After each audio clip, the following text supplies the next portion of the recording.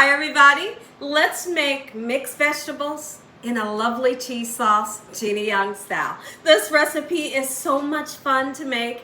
It's super simple, it tastes good, and this is gonna be your perfect side dish to go alongside of anything. Here's what you're gonna need. You'll need some fresh broccoli. Don't get the frozen kind. Don't get the frozen kind. For me, don't get the frozen kind. You're gonna need some carrots. It doesn't matter what kind you're using. I'm using the baby carrots. And you're also gonna need some fresh cauliflower. We're gonna be using butter. Your butter can be salted or unsalted. Whatever kind of butter you use is fine. I have some milk here and I have my favorite cheese. It's a yellow American cheese. You can use what kind of cheese you love, but if you want it to be creamy, dreamy, cheesy, the way I like my sauce to be, use American cheese. You're gonna need some spices to make it taste good. We're using salt, pepper, garlic, and onion powder, and in my pan, I have some water. Make sure your hands are clean. Let's make mixed vegetables in a cheese sauce. Hope you all are having a great day today, and if you're not, hopefully I can brighten up your day with this here recipe. How many of you love broccoli? Do you love broccoli and cauliflower? Mix the two together, you have a match made in heaven. They taste so good when you put them together. A lot of times people just cook either broccoli by itself, or the cauliflower by itself. Always mix them together. So now what I'm gonna do, I've already washed off my vegetables. You gotta wash them off. Wash off the pesticides. Then again, you never know, who's handled your veggies before they got to your house, right? So I'm taking the stem off. And what I want to do is I want these in bite sizes. This here is a bit big. So let's make it like that. We're going to do the exact same thing with our cauliflower, okay? Chop it down.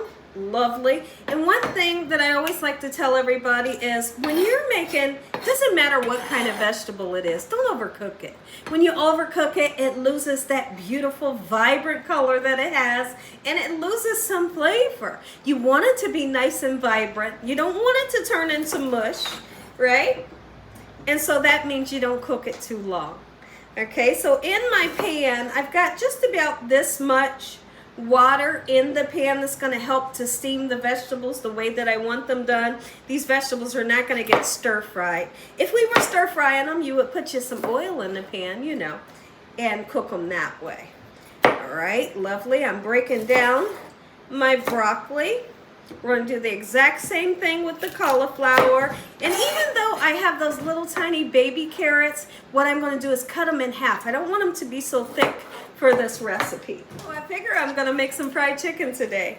Absolutely. Maybe I'll make a mustard fried chicken to go alongside of these vegetables with some type of starch, and maybe the starch is going to be potatoes today. That sounds absolutely amazing. This recipe here, I have been making this for many, many years. My whole family loves it. My husband adores this here recipe. And see, what I love about the cheese sauce that I'm going to show you how to make, I use quite a bit of cheese slices. Really, I do, just to be honest, but it tastes good. It is so well worth it to use that much. So now we're going to take the time to do the same exact thing with our cauliflower. I absolutely love cauliflower so much. So my grandma Lucille, she used to make cauliflower, and when she made it, it would be steamed, of course, and I'm pretty sure she would put salt, pepper, and butter in it, but she put it in a cream sauce. And when I tell you, it was magnificent. I could just eat that with nothing else, no meat. I didn't need nothing else. It was just so good. I'm not quite sure if I have a video showing you all how to make that. I'm going to check today, and if I don't, I'm getting right in this kitchen. And I'm making a video just for you all, showing you how to make it so you can enjoy the recipe that I enjoyed as a kid. My grandma made it, and it was so delicious, right? So I feel like the cream sauce was made from maybe milk and flour and some butter. I'm not sure, but I am curious to see if I've made that recipe for you all. It's one of the best ways to eat cauliflower. Watch this, it's not that hard. So what I'm going to do, I'm going to use a little bit of elbow grease, okay, to cut that baby in half. And now we're going to take the core out, okay? And then it should really begin to fall apart, like this, as it is. But once again, we want to make it those bite-sized pieces, not like this. Okay, break it down a little bit, but not too much. Lovely. Gorgeous. I'm super excited for this recipe because it's actually been a while since I've made it, you know. If you want to put a little bit of chicken bouillon powder in with your water, or you could use a chicken broth to cook your vegetables, absolutely you can. It's just going to bring great flavor to your recipe. All right, it's a big core in there. Okay, but we have it out, and we're going to continue to take this into pieces. Now, those of you that are familiar with me, or whether you are or you aren't, I'm not a fan of carrots. But this recipe calls for carrots, and so guess what I'm going to do? I'm going to use the carrots, but I ain't going to eat them. When you guys ask me, Gina, is there anything that you don't like? I'm not a fan of carrots. I'm not a fan of carrots at all. But if there's a recipe that calls for it, I'll use it because I don't want my family to not have it just because I don't like it. You know, I can take the carrots out. But if you love carrots, put carrots in it. It's going to make it nice and vibrant and give a slightly sweet taste to your recipe, okay? So you'll see me putting them in there, but I'm not going to use a lot. If you want to use a lot of carrots, whatever floats your fanny, right? Okay. There we go. Now go ahead and turn this heat onto just a medium heat. You don't want to turn it up too high because quickly this can turn into mush, and that's the last thing that we're looking for, right? Here we have our carrots. All right, so what I'm going to do, I'm going to slice them right in half, and please feel free to use whatever kind of carrots. You could even use frozen. A lot of times you'll see me use the crinkle cut frozen carrots, and I don't mind them so much because they're nice and thin. So here's what we're going to do. Just for a pop of color and that little bit of sweetness that it adds.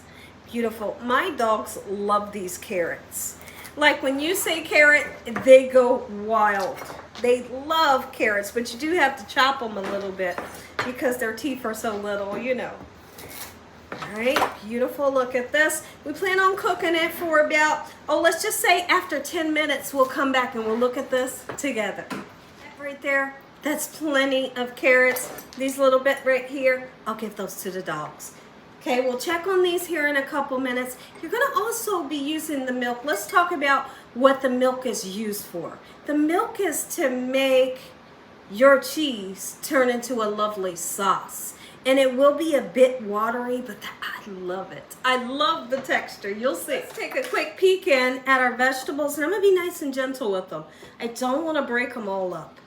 Lovely. I'm just going to be moving these vegetables that are at the bottom to the top, and get those vegetables that's been sitting at the top, get them down there to the bottom. Lovely. It smells so good in here. There's people that don't like the smell of broccoli and cauliflower. I like the smell because I know it's going to taste good.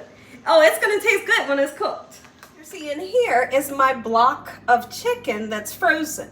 It is in ice water, okay? And I put what I do, how to make my fried chicken taste delicious. When I'm thawing the chicken out, you can see I got Italian seasoning in there. There's paprika, there's onion and garlic powder, a little bit of ginger powder. Do what you can to make your meat taste good, and then guess what? We're seasoning it again before we flour it, right? That's how you're able to add flavor into things and make it taste good. This is what you call, you know how when they say, she put her foot in that. That's what this is right now. At this point, my vegetables are fully cooked to what I'm looking for. Take a look. They didn't lose the vibrant color. So now, there was some water in the bottom.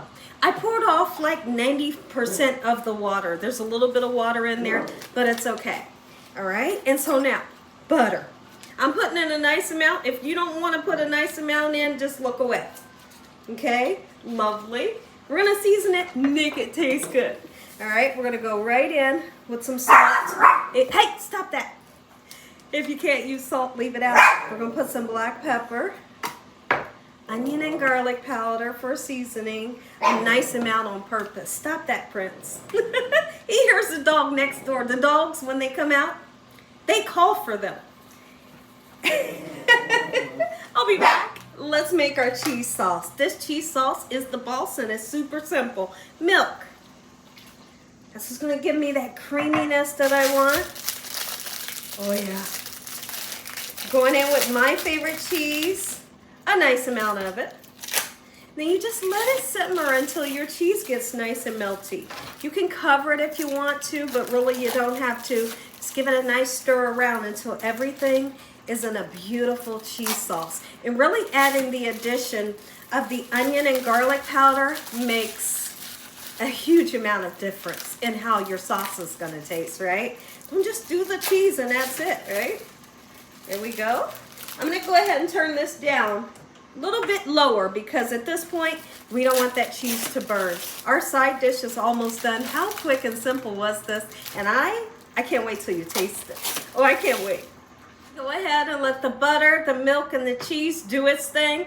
And when I come back together, we'll stir this and you'll be able to see the consistency of our cheese sauce. It's melting, just what I wanted. The milk is so creamy. The cheese is melting down, and those spices have made a difference in how your vegetables are gonna taste. Oh my goodness. Dinner's gonna be served. And this is our side dish. Listen to me. If y'all enjoyed this video today, give me a thumbs up. If you haven't subscribed, make sure you subscribe. Tell your family and friends. Tell the world what Gina's doing in this kitchen every single day. And Heavenly Father, once again, we thank you, Father, for providing us a meal. For your love and your hedge of protection. No weapons formed against us shall prosper in the name of Jesus. We bind that devil away from us on a daily basis. Let the devil know he stands no chance. In Jesus Christ's name we pray. Amen. Amen. And once again to my beautiful prayer, I'm going to bring the camera close so you can see what your vegetables should look like. Look at that. And as it sets, once you turn it off, oh, the sauce thickens up to perfection. This right here is good stuff, and a lot of times I will put this right on top of mashed potatoes, on top of a baked potato. This goes lovely for a side dish for anything, especially if you're having potatoes with it. Now give some. Quick, let's taste it, but you know it's hot. You know it's hot. I'm going right in for that cheese sauce first. Let's taste that.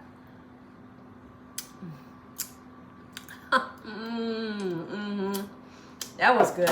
And I'm going to go in for a piece of cauliflower. Oh my goodness, I can't wait.